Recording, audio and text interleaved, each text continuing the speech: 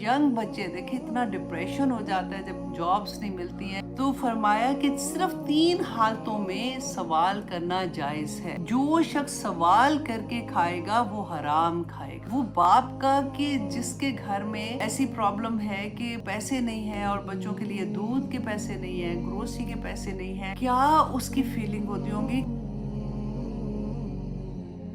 अच्छा, अब सवाल करने के बारे में मैंने एक हदीस पढ़ी थी जो मैं आपके साथ शेयर करना चाहूंगी कि मुस्लिम की हदीस है 1044। इतना ऑनेस्टली डर लगता है कई दफा कि इतनी क्लियर रसूल अल्लाह सल्लल्लाहु अलैहि वसल्लम ने चीजें हमें बता दी हैं कि उन्होंने कहा कि हम जब सवाल किसी से करते हैं ना तो फरमाया कि सिर्फ 3 हालतों में सवाल करना जायज है। अब किसी से जब कोई मदद मांगने के लिए बेसिकली सवाल करते हैं, नंबर 1 वो कहते हैं कि जब कोई शख्स मकरूज हो उस वक्त वो सवाल कर सकते हैं।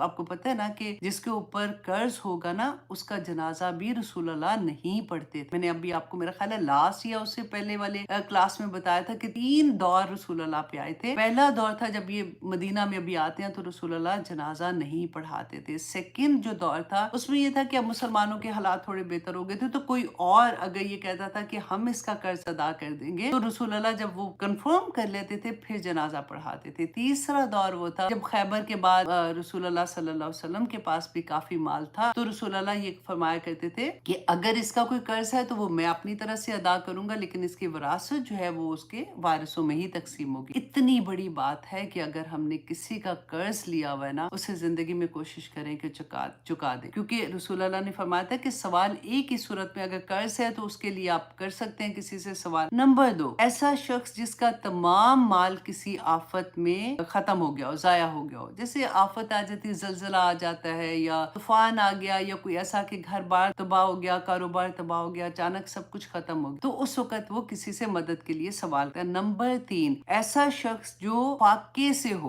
से हो और तीन अक्लमंद लोग, मतलब उस जगह के 3 लोग उसकी गवाही दें कि इसके ये हालात। कितना बड़ी बात, उस वक्त ये सवाल कर सकता है। इसके अलावा जो शख्स सवाल करके खाएगा वो हराम खाएगा। अल्लाह अकबर, अल्लाह अकबर, क्योंकि अल्लाह सुब्हानहू तआला आसानियां करे जी। अब क्या करें, मैं तो कहती हूँ आजकल देखें लोगों से जब भी किसी से बात होती है, क्योंकि माशाल्लाह इतने स्टूडेंट भी हैं, टीचर्स हैं, आजकल तो बिजली के बिल ही इतने मार दे, कहाँ से पूरे करेंगे। अब देखें पे ही नहीं है इतनी जितना बिजली का बिल आ गया। एक आम, चलो ऊपर वाले लेवल को छोड़ दो, एक आम बंदा जो रेडी भी लगा रहा है या कुछ ठेला लगा के कमा के इतना के बच्चों का पेट भर सके, वो कहाँ से बिजली के बिल देंगे। अल्लाह अकबर, इतना मुश्किल वक्त है। ऑनेस्टली मैं कभी सोचती हूँ कि वो बाप का कि जिसके घर में ऐसी प्रॉब्लम है कि पैसे नहीं है और बच्चों के लिए दूध के पैसे नहीं है, ग्रोसरी के पैसे नहीं है, क्या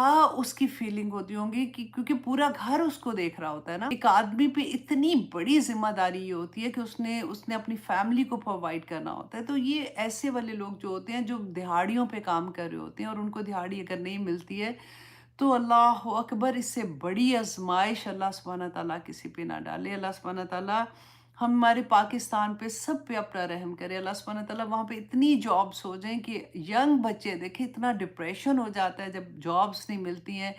पढ़ी लिखी बच्चियाँ, पढ़े लिखे लड़के जो हैं उनको जॉब नहीं मिलती है। तो अल्लाह सुब्हानहू तआला हम सब पे अपना रहम करे जी।